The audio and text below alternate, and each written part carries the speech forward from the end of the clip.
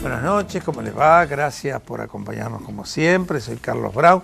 Estamos todos los días viernes a las 23 horas por Canal Rural y a través de los distintos cables. Cablevisión 73, DirecTV 125, Telecentro 516, Telered 74 y 401. En nuestro programa, El Estado que Viene. Y bueno, siempre hacemos análisis vinculados con los temas productivos por un lado, con los temas políticos por el otro, buscando avisorar en alguna medida el futuro, viendo lo que pasó en el pasado inmediato y consecuentemente haciendo análisis. Y hoy le hemos pedido a Raúl Aragón, consultor político. ¿Cómo te va? ¿Cómo le va? ¿Bien? Gracias por la invitación. Sí, no, gracias a vos. Que nos haga, seguramente a través de una charla distendida que iremos teniendo, un análisis de las cosas que han pasado en el futuro, en el pasado súper inmediato, o sea, hace una semanita, 2 semanitas atrás, 22 de octubre, y las cosas que vos imaginás que se pueden ir planteando hacia adelante, ¿no? Yo sé que vos con tu consultora has hecho sondeos de opinión, estuviste bastante cerca, por lo que tengo entendido, sí. Consecuentemente, una primera cuestión, 22 de octubre. 22 de octubre, wow, ¿no? Wow, sí. Bueno, primero yo creo que el primer dato del 22 de octubre es que Cambiemos se consolidó. Uno podía tener la sospecha en el 2015 que Cambiemos era una alianza electoral. El 22 de octubre de este año se consolidó como un partido político, como una fuerza política, con todas las de la ley, con todos los atributos propios de un sujeto político. Si tiene un proyecto, tiene una definición política, tiene un marco ideológico, tiene un determinado discurso, tiene una determinada estética, o sea, tiene una identidad. Se consolidó una fuerza, una nueva fuerza política, es un partido político. Segundo, ¿cuál es la magnitud del apoyo que recibe el presidente? Bueno, 8% más que en el 2015, porque ese es el número que hay que utilizar para comparar. La primera vuelta presidencial del 2015, el presidente Macri había sacado 34 puntos. Ahora saca 42, estoy redondeando. Sí. 41 y algo, y entonces hay un crecimiento de casi 8 puntos. ¿A qué se debe este crecimiento de 8 puntos? Yo creo que hay un nuevo sujeto político, que no es ni la clase media a la cual el radicalismo históricamente representó, ni es el obrero al cual históricamente el peronismo representó. Este nuevo sujeto político es raro, es una especie de superación de una contradicción entre izquierda y derecha. Yo te diría que es un progre de derecha. Quiere orden, le gusta ver a Milagro Salas presa, pero a la vez... Tiene un cierto grado de razonabilidad en una sociedad, ¿no? Sí, exacto. Quiere orden, no quiere corrupción, pero a la vez quiere teléfonos celulares, está de acuerdo con el matrimonio igualitario, está de acuerdo con legalizar el aborto, ¿no? Sí, y sobre todo quiere que lo dejen vivir con cierto grado de libertad individual, pero que lo cuiden a la vez. Es una paradoja eso, porque siempre se habló la contradicción entre seguridad y libertad, ¿no? A mayor grado de una, menor grado de la otra. Sin embargo, quiere estas dos cosas. A ese sujeto, el presidente Macri, o Cambiemos, supo hablarle. Y entonces ha consolidado una fuerza política importante. ¿Cuál es el respaldo electoral? 41-42%. ¿Cuál es el respaldo social? Es distinto, es menor. Porque votó el 80% del padrón. Si de ese 80, el 40% apoya a la fórmula presidencial, en realidad tenés un 32%. Quiere decir que 1 de cada 3 adultos mayores de 16 años en territorio argentino apoya este gobierno. ¿Es poco? No, es muchísimo, pero no es un cheque en blanco. Yo creo que si ellos leen 42% se equivocan, no es un cheque en blanco. ¿Vos pensás que lo hacen? Porque me da como la sensación de que los pasos posteriores al acto eleccionario, sobre todo esta semana, la charla que dio el presidente en el CCK y todo eso, es con algún grado de cuidado, ¿o no? Yo lo veo con un grado de cuidado. ¿Dónde vamos a saber hasta dónde entendió? Es cuando se vea la letra chica de esas reformas que quiere el presidente. Porque si vos tomás como ejemplo la reforma que quiere aplicar a la recomposición de los haberes jubilatorios, salir de la forma polinómica que toma el aumento de salarios, que en general el aumento de salarios más o menos vienen acompañando la inflación, y toma para promediar el aumento en la recaudación previsional, y lo que reemplazás por la inflación, lo que estás haciendo, en realidad, estás congelando el poder adquisitivo de los jubilados. Porque vos, si con este valor de jubilación compran 10 kilos de pan y subís todo, igual van a comprar 10 kilos de pan, no van a poder comprar 11. En cambio, la fórmula polinómica lo que ha venido haciendo es, le viene ganando de a poco, pero le viene ganando la inflación y entonces se viene recomponiendo. Pero aparece el ANSES, ¿no? Como figura, y aparece la problemática de que la ANSES cada día se va complicando más en el cumplimiento de sus obligaciones. Sí, sí. Bueno, por el uso también del Fondo de Garantía de Sustentabilidad. Pero hay algo más, hay algo detrás de eso. Si el blanqueo laboral le sale bien, se aumenta la cantidad de aportantes al sistema previsional, con lo cual el componente de aumento previsional va a ser, en realidad, si se incorporan todos, como se calcula que es 40% de la APA está afuera y 60 adentro, 60 muy difícil, pero deseable. Se te aumentaría 2/3 la recaudación previsional, que tendría un impacto muy importante sobre los haberes jubilatorios. Y eso ellos no lo quieren.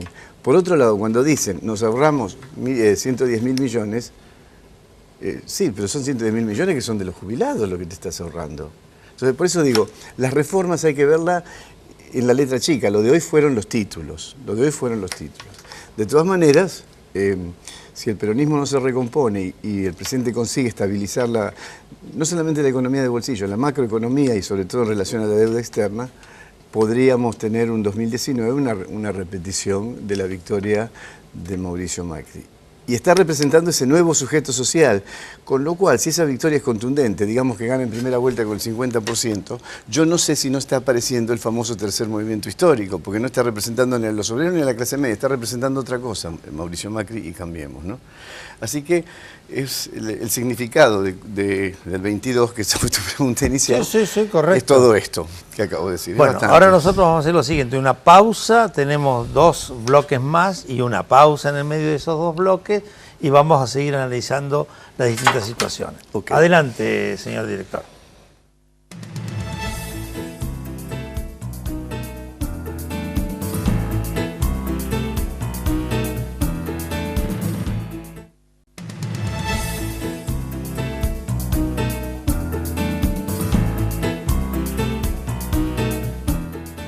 Bueno, nuestro segundo bloque. Raúl, estábamos haciendo un análisis de lo que pasó el 22, ¿no? Y dijimos, bueno, pero vamos a analizar de a poquito cómo sigue esto hacia adelante, ¿no? Y vos estabas haciendo un análisis muy interesante de lo que podría llegar a ser eventualmente un tercer movimiento histórico. Pero, a ver, ¿y el peronismo? ¿Qué le pasa al peronismo? Al peronismo le pasó el kirchnerismo. El kirchnerismo nunca fue una buena definición eso. Claro. ¿No? Pavada. El kirchnerismo nunca fue un peronismo. Si vos ponés la esfinge del Che Guevara en una de las caras del Ministerio de Acción Social, Perón jamás hubiera puesto la... Es decir, el kirchnerismo yo creo que fue una especie de virus, de alien que se le metió al peronismo, se alimentó del peronismo, fragmentó el peronismo, lo degradó, degradó incluso a sus referentes provinciales, y cuando ya no le sirvió más, se fue. Cuando le empecé a hacer un estorbo, se fue y fundó Unión Ciudadana. Y lo que quedó es un peronismo fragmentado, sin líderes fuertes, y que lo único que puede hacer es lo que quiere hacer el senador Pichetto, que creo que es correctísimo, sentar a los pedacitos que quedaron en una mesa, a los Urtubey, a los Massa, a los Randazzo, a los Gustavo Menéndez, es decir, sin mucha discriminación, incluso, como dije, Gustavo Menéndez, incluso aquellos que fueron muy cercanos al kirchnerismo hasta ahora, y plantear lo siguiente, muchachos, Perón no hubo uno solo, no hay más peroncitos, porque si hay 2 o 3 peroncitos vamos a terminar con 2 o 3 fórmulas, que es lo que pasa siempre. Acá hay que elegir un primus inter pares, y un primus inter pares es distinto de un líder. El líder dice, hágase tal cosa y lo hacen. Lo hacía Perón, lo hacía Menem, lo hacía Néstor, ¿no? Un primus consensúa permanentemente. Tiene que consensuar y además tiene que rendir cuenta de lo que hace. Y yo creo que esa es la única posibilidad para el peronismo de recuperarse, es superar este componente, esta impronta del líder macho alfa. Sí, y a mí me da otra sensación que creo que es muy importante. El peronismo necesita un proceso de modernización de sus consignas, de sus planteos. Claro. Lo que vos decís muy claramente al peronismo le pasó el kirchnerismo es porque el peronismo vino, rescató el pasado, lo tiró arriba a la mesa como si fuera el presente y nos complicó a todos, porque no supimos salir hacia adelante. Sí, yo creo que además hubo degradación del liderazgo peronista, una gran degradación. Mira, vos venís de años de la política. Yo te pregunto, ¿cuánto dura una Cristina o un Néstor si se juntaban todos los gobernadores peronistas, los secretarios generales de los principales sindicatos y todos los caciques conurbanos y le decían, no, mire, así no? Con suerte un mandato. Y se acababa. Y se acababa. Mucho poder. Y tampoco le hubieran consentido los actos de soberbia y de altanería que tuvieron. No. Ahora, ¿por qué no lo hicieron? Y bueno, porque necesitaban de la Caja de Nación, porque gobernaban de la manera que gobernaban, no sé si corruptamente o ineficientemente, pero gobernaban muy mal sus distritos, necesitaban de la Caja de la Presidencia y entonces tenían que obedecer. Y en eso generó un proceso de degradación del liderazgo en el peronismo que ahora se ve, como después del 22, vemos realmente cuán pobre está el liderazgo peronista, ¿sí? Cuán falta de figuras significativas, serias, a las hay. No digo que no las hay. Uñac me parece un hombre serio, Pichetto ciertamente, creo que el de Santa Fe... Pieroni. Perotti. Perdón. Perotti es un cuadrazo. Sí, es un gran candidato. Y a su vez... Un futuro gobernador de Santa Fe, un hombre muy interesante. Y a su vez Urtubey y Massa, Randazzo, también son figuras valiosas que son los grandes heridos de este proceso, ¿no? Pero son figuras valiosas también.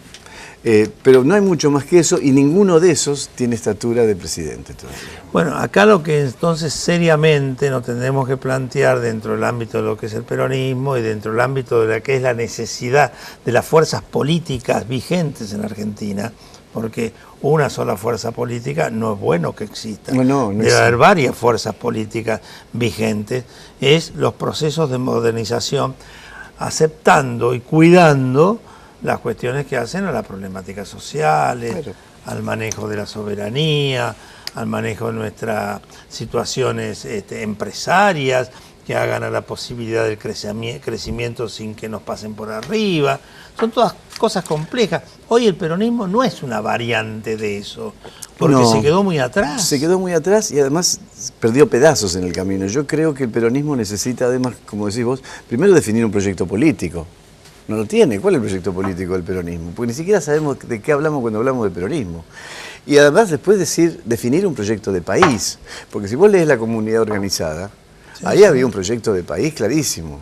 Eso no era un proyecto político, era mucho más que un proyecto. Acá hay una dirigente, una líder de sectores, digamos, medios complicados o peleados con el mundo, que a su vez ella pelea contra todo sin decir cómo se soluciona. Sí, yo creo que, de todas maneras, creo que el proceso de Cristina realmente ha entrado en su etapa final. No creo que el peronismo esté en su etapa final. Rosendo Fraga el otro día publicó un artículo muy interesante, creo que en Perfil, donde él repasa todas las veces que el peronismo fue derrotado y todo el mundo salió a decir... murió más. En el 85, la derrota del peronismo en el 85 fue peor que esta, perdió más distritos, fue siniestra. En aquel entonces yo recuerdo, era tal la dificultad que teníamos desde el punto de vista del manejo electoral, que podíamos hacer cualquier cosa, menos tratarlo mal al presidente, que era Raúl Alfonsín, porque nosotros estábamos muy por debajo de él. Muy por debajo, claro. Y bueno, algo similar está sucediendo ahora. Pero igual, de ahí, en el 87 el peronismo se recuperó. ¿Y cómo? ¿Y cómo? Después volvió a perder en el... Pero vino el proceso de la renovación, que fue salió Cafiero, en fin. Después en el 97, acordate, la alianza le pasó por encima al menemismo. En el 99 perdió Duhalde. Las dos veces el peronismo se había terminado. En el 2003 vuelve el peronismo y se mantiene 12 años. En el 2001... Bueno, 2001... la sociedad lo fue a buscar a Duhalde. Y Duhalde ganó en una forma como senador nacional, ganó abrumadoramente la provincia de Buenos Aires. ¿No? Ahora, Cristina tiene sobre sus espaldas en este momento nada más ni nada menos que 3 derrotas consecutivas y sobre 5 procesos electorales, un triunfo y 4 derrotas. Está complicado, estamos como nosotros con River, ¿no? Los otros días... con Talleres 4-0, bueno, más o menos. Sí, 4-0, Yo soy de River. Sí, fue duro, muy duro. Muy duro. Pero no, yo creo que Cristina está terminada como referente importante del peronismo. El peronismo casi su totalidad le ha dado la espalda. En el Senado muy claramente se lo dijeron varias veces ya: vos no sos peronista, vos sos de Unión Ciudadana, hace tu bloque por ahí, va a tener 9 senadores en una Cámara de 72, no pesa eso, no pesa, yo creo, y esos 9 algunos van a empezar a migrar para el otro lado. Y lo mismo le sucede en diputados va a tener 60 o 61 diputados. Y va a tener sus lindas escapes. Sí. Raúl, vamos al último corte y al último bloque el próximo. Adelante, señor director.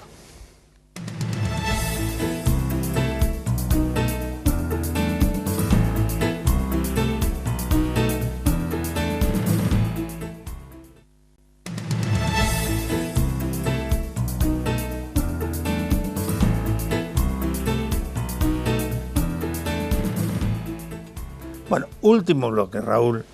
Hemos hecho distintos tipos de análisis vinculados con un hecho puntual que fue el 22, una proyección de ese 22 hacia adelante. Yo imagino una Argentina, ¿no?, dentro de un contexto mundial. Yo sé de tu preocupación, por ejemplo, vinculado con el endeudamiento externo. Nosotros en la época de Cristina teníamos cero endeudamiento externo, pero teníamos un endeudamiento interno fabuloso, sí, que en definitiva nos costó grandes problemas o grandes dificultades. Ahora se ha optado más por el endeudamiento externo. Lo cierto es que nos enfrentamos a una situación que hay que analizarla, que es el aparato del Estado. Sí. ¿Cómo se resuelve un tema de esa naturaleza cuando hay una sociedad demandante de cosas del Estado? Claro, ese es el problema. Primero, te parecería que yo soy súper crítico del gobierno de Macri. No soy. Macri hereda una situación casi imposible. Es tremenda la situación que hereda el presidente. Creo que se equivoca en algunas cosas, en muchas, pero la situación que hereda es totalmente en contra. Y una de las cosas que hereda es un aparato, un elefante de aparato estatal. Creo que son 120.000 empleados solamente el aparato nacional, ¿no? Sí, en nación, en provincia, en los municipios. Yo pongo siempre el ejemplo de San Martín. Nosotros teníamos 3.500 empleados, actualmente la Comunidad de San Martín tiene 7.000, claro, el doble. El doble. ¿No? Y es así. Y de esos 120.000 no producen ninguna clase de riqueza. Entonces, obviamente que lo tenés que achicar. Achicar el Estado es también achicar el aparato del Estado, lo cual quiere decir achicar la cantidad de empleos que vas a generar. 60.000 desocupados, 50.000 desocupados. Este es el punto. Es un problema y no es por supuesto no es mi especialidad, pero no es de resolución inmediata.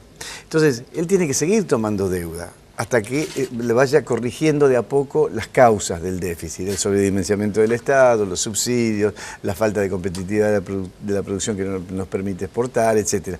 Ahora, eso requiere un tiempo para solucionarlo. Mientras tanto, él se tiene que endeudar para sostener ese déficit. Y tiene otra complejidad, porque para que haya un rebote del sistema productivo, tiene que haber competitividad. Para que haya competitividad, tiene una baja de impuestos. Claro. Y la baja de impuestos significa menos plata para el Estado. Entonces, lo que pasa es que el endeudamiento tiene un límite y la corrección macro que hay que hacer tiene otro ritmo. Es como el cuento yo lo he dicho esto, el cuento del tipo que estaba pintando el frente de su casa y corría de acá para allá como locos, ¿no?, con el pincel.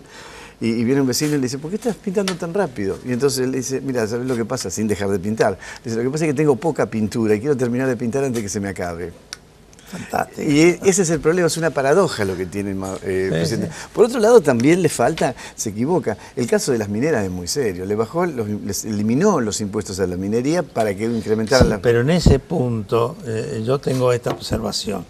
El tema de las mineras nace de una excepción impositiva que se da por ley en la época de Menem, que se suspende en la época de Kirchner, sí, indebidamente, y que una vez que ellas vinieron y se acogieron ese beneficio, lo que venía detrás era una demanda fabulosa de las mineras. No era tan simple. Sí, está bien, no está bien. No era tan simple. Pero, ¿cuál fue la respuesta de las mineras? 7% de desocupación en el sector. Sí. O sea, te elimino los impuestos. Algunos economistas, no es el caso porque yo no soy para hacer ese tipo de análisis, pero dicen que las mineras hoy le están dando al Estado mayor recaudación de la que se le daban antes en pago de otro tipo de impuestos. Pero vía que otro impuesto. ¿Impuestos? No, impuestos a las ganancias y distintos tipos de impuestos. Sí, sí, la verdad que ya, es lo que No, pasa, no, al no no la- ser economista, es muy sí. finito yo ya eso. Sí. Pero digo, genera un 7% de desocupación. Hay algo en el modelo que supone que si te bajo los impuestos generas más ocupación, que no funciona, no es matemático. En el campo le No, bajaron, hay las que ser reten- muy cuidadoso, hay que ser muy cuidadoso. bajaron las retenciones al agro, ¿ok? Sí. O compraron maquinaria, muy bien, Sí. sí, pero el 70% de esa maquinaria es extranjera, con lo cual, Ah, bueno. primero te aumenta el déficit de la balanza comercial. Pero hay una cantidad de... Mira, Santa Fe y Córdoba son las grandes fabricantes Sí. de maquinarias agrícolas Sí. y están trabajando muy bien. Sí, han trabajado, ha aumentado, pero en definitiva te aumentó el déficit de la balanza. Es decir, es muy complejo, yo no lo digo como una crítica, lo digo Sí, como sí, una sí. complejidad. Mejorás una cosa, se te complican dos y esas dos, entonces No, la pero verdad es que lo necesita está más claro, tiempo. Lo que está claro, y de esta charla creo que surge también, es que el Estado está sobredimensionado, Sí. que la gente está permanentemente pidiendo y solicitando cosas del Estado, pero al mismo tiempo el Estado ya no da abasto por procesos de endeudamiento que nos termina complicando a todos. Sí, sí, sí. Yo creo que de seguir así, si no aumenta la producción, no aumenta la exportación, no corregimos, Ahí está la gran apuesta. si no corregís Tiene eso, que haber vamos un camino a una crisis incremento muy importante de los del- procesos productivos. Sí, sí. Eh, Sí, y eso ya ni voy a Bueno, opinar de ese cómo se sería hace. el mensaje. Yo todavía, este programa se graba con anticipación, no he tenido el tiempo suficiente para el análisis. Creo que es el mensaje del presidente en el CSK Yo creo que sí. el día lunes, Sí, ¿no? sí, yo creo que ese es el... yo creo que Producción y empleo. Producción y empleo son las sí, dos cosas sí. que están faltando, sí, ¿no? sí, y justicia. Ah, bueno. Esta justicia que tenemos ahora tan fantástica, ¿no? Castigan siempre a los que ya se fueron. Claro. Ahora, Tato, vos necesitas dicen dos para bailar el tango, yo digo que son tres. Dos para bailarlo y uno que toque la música. Y acá es lo mismo. Porque está el funcionario corrupto, está el que paga, el empresario que paga la coima, y está el juez que se hace el boludo. Che, hablando del empresario, los otros días yo leí en el diario algunos de los planteos de los lavallatos que le están planteando con relación acá a la Argentina. Sí. Dan nombres de empresas, Sí, da nombre de empresa. donde dicen, bueno, para que salieran los certificados, las empresas argentinas nos pedían esto y esto y esto, y salían los certificados y... Bueno, si la justicia no O avanza sea, ahí sobre está eso... el baile de los dos, ¿no? Claro, claro. Y el juez que sabía eso y le cajoneó la Mirando causa. para otro lado. Claro, son tres entonces. Un verdadero lavallato, un verdadero Manipuliti, lo que pasa es que se lleva supuesto el sistema, pero es de los tres, los políticos corruptos, los empresarios que favorecen la corrupción y los jueces que no hacen nada, que son permisivos, porque no hay que terminar con la corrupción. Con lo que hay que terminar es con la impunidad. Vos podés ser corrupto, pero después vas preso. Castigo. Sí. Que es lo que ha pasado desgraciadamente acá en Argentina. Han pasado cosas tan increíbles que la única justificación para que sucedan es que eran impunes. Claro, claro, quedan impunes. La primera denuncia contra Debido, creo, si no me equivoco, es 2004. Pasaron 13 años. 13 años. Nadie investigó nada en 13 años y de repente en 2 meses, ¡tum! La justicia pos. La justicia pos. Tenemos la posverdad y la posjusticia. Está bueno. Bueno, Raúl, muchísimas gracias. Le hemos Gracias a vos, pasado Tato. muy bien. Yo también. Te agradecemos muchísimo. No, gracias a vos. Y a todos ustedes los esperamos el viernes que viene.